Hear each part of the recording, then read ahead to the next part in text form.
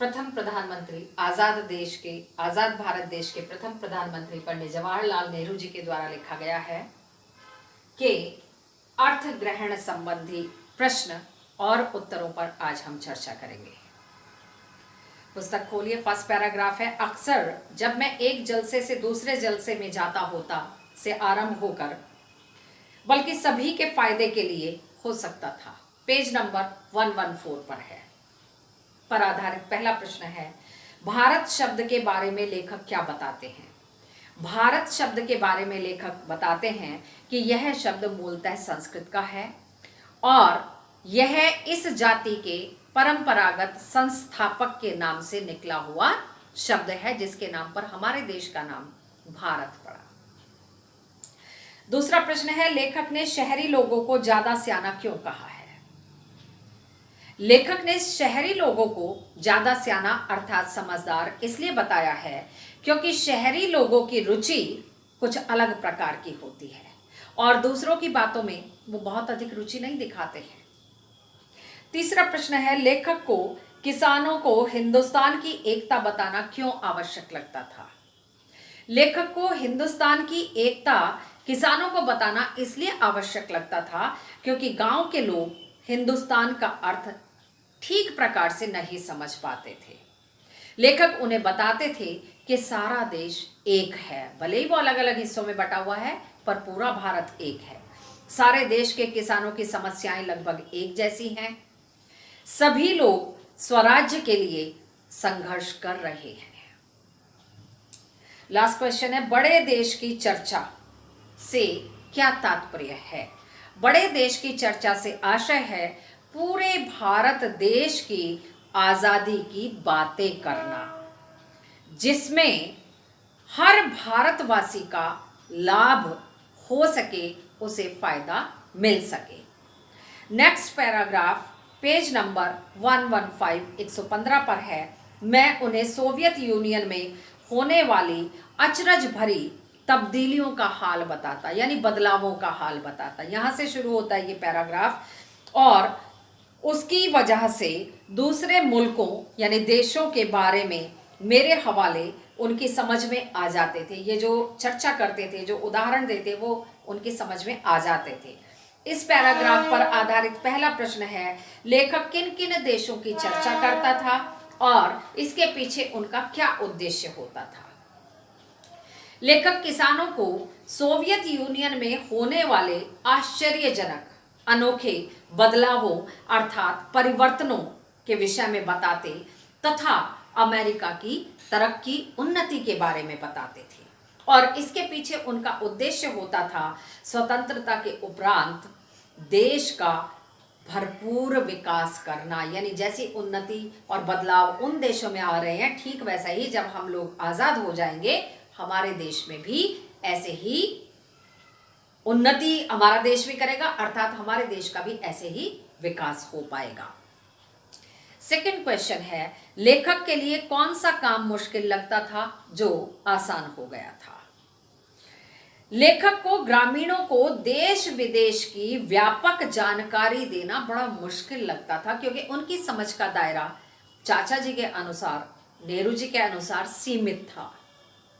इसलिए और यह कार्य आसान इसलिए हो गया था, जैसे मैंने पहले भी स्पष्ट किया है, क्योंकि हमारे देश के जो ग्रामीण थे उन्होंने देश का इतिहास पढ़ रखा था महाकाव्य के रूप में, धार्मिक ग्रंथों के रूप में।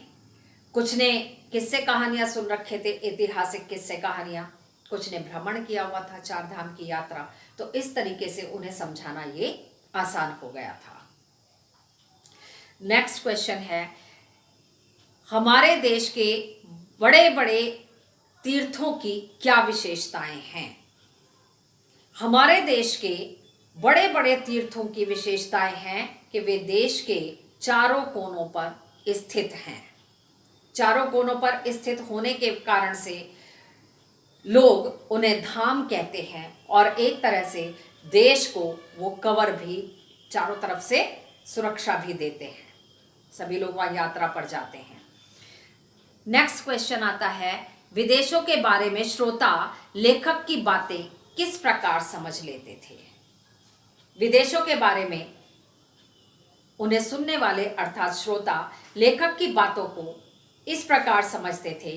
विदेशों की बड़ी लड़ाई में कुछ भारतीयों ने हिस्सेदारी निभाई थी, कुछ लोगों ने विदेश में नौकरियां की थी और 1930 की मंदी को लोगों ने झेला था। तो इन सब कारणों से वो लोग चाचा नेहरू की बातों को समझ जाते थे।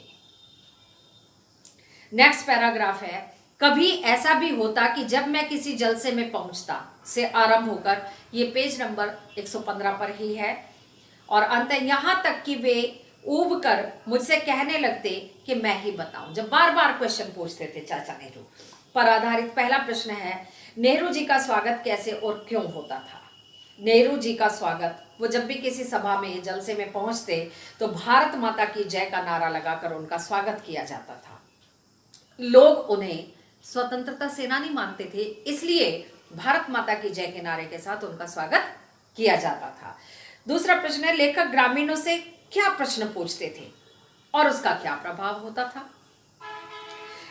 लेखक ग्रामीणों से यही प्रश्न पूछते थे कि भारत माता, जिस भारत माता की आप जय करते हैं, आप उसका क्या अर्थ समझते हैं, क्या मतलब है उस नारे का। यह भारत माता कौन है जिसकी जय करते हैं।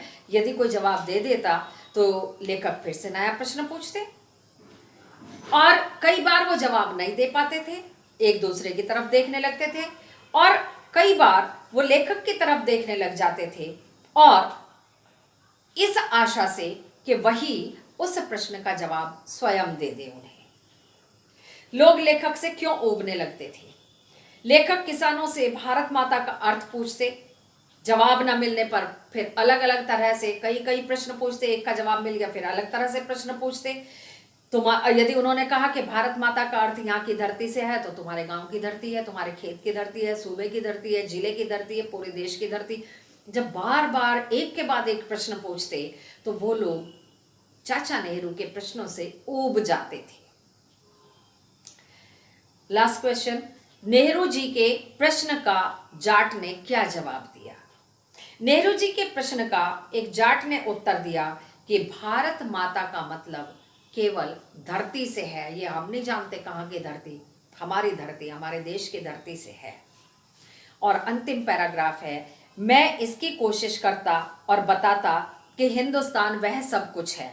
ये पेज नंबर 115 से 16 पर समाप्त होता है। इस तरह मानो उन्होंने कोई बड़ी खोज कर ली हो पर आधारित पहला प्रश्न है, लेखक ने हिंदुस्तान का विस्तृत रूप लोगों को किस तरह समझाया।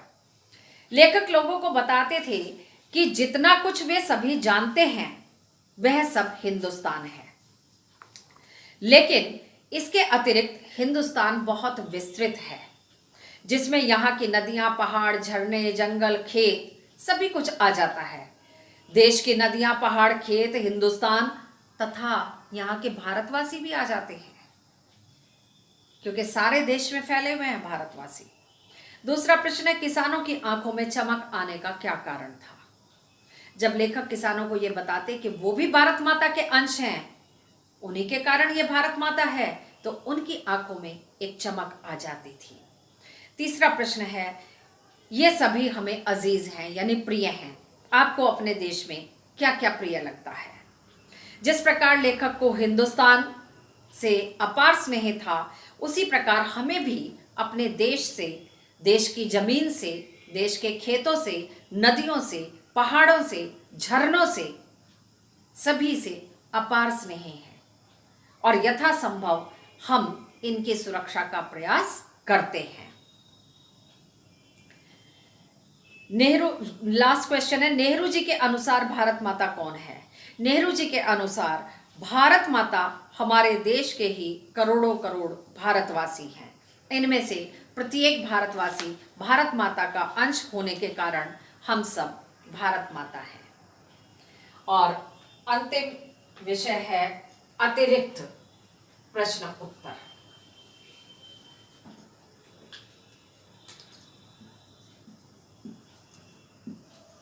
कुल 3 प्रश्न हैं।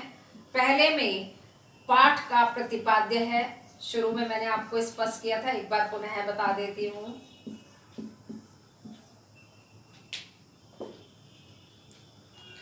भारत माता पाठ का प्रतिपाद्य बताइए। भारत माता हिंदुस्तान की कहानी का 5वां अध्याय है। इसमें नेहरू जी ने यह स्पष्ट किया है कि किस तरह देश के कोने कोने में आयोजित जलसों में जाकर वे आम लोगों को ये बताते थे कि भारत देश अनेक हिस्सों में बटा होने के बाद भी एक सूत्र में बंधा है, अर्थात एक है। इसका अपार फैलाव होने के बाद भी इसकी एकता का आधार क्या है और क्यों यह भारत देश एक है, और इस भारत देश के सभी लोगों की नियति अर्थात भाग्य एक ही तरह से बनता और एक ही तरह से बिगड़ता है। और उन्होंने भारत माता शब्द पर भी विचार कर इस निष्कर्ष पर पहुंचे कि भारत माता शब्द मूलतः संस्कृत भाषा का है और भारत माता की जय से तात्पर्य है यहाँ के करोड़ों करोड़ हिंदुस्तानियों की जय। सेकंड क्वेश्चन आता है, लोगों की आंखों में कब चमक आ जाती थी? लोगों की आंखों में तब चमक आ जाती थी जब चाचा नेहरू उन्हें ये बताते थे कि आप सब इस भारत माता का अंश हैं और जिस भारत माता की जय का आप नारा लगाते हैं वो भारत माता हम सब के कारण है, यानी हम सब हैं, इसीलिए ये सारा देश एक सूत्र में बंधा हुआ है और आप भी चूंकि भारत माता के अंश हैं इसलिए आपकी भी जय होती है। यह सुनकर उन्हें स्वयं पे गर्व महसूस होता और आंखों में चमक आ जाती थी। आज का अंतिम प्रश्न है, लेखक गांवों और शहरों के में अपने भाषणों में क्या अंतर करते थे? लेखक को ऐसा लगता था कि गांव शहर के लोग बहुत समझदार होते हैं और उनकी समझ रुचियां कुछ अलग प्रकार की होती हैं। दूसरा ये भी है कि सभी लोगों की बातों में वो बहुत अधिक रुचि नहीं दिखाते हैं, इसलिए वहाँ उनके तरीके से देश के विकास की बातें वो अपने जलसों में अपनी सभाओं में करते थे। जबकि गांव के लोगों के बारे में, किसानों के बारे में उनका मानना ऐसा था कि उनकी समझ का दायरा सीमित है, तो वहाँ वो उन्हीं के अंदाज में उसी प्रकार की बातें करते थे। वहाँ उन्हें जो उन्होंने विदेशों की यात्रा की थी उनके बारे में बताते थे और उन्हें यह भी समझाते थे कि देश अलग अलग हिस्सों में बटा होने के बाद भी हमारा भारत देश एक है और हमें इसकी आज़ादी के लिए संघर्ष करना है और उसके बाद हम बाकी विदेशों की तरह अपने देश का विकास करेंगे। आज के अंक में यहीं तक, शेष अगले अंक में।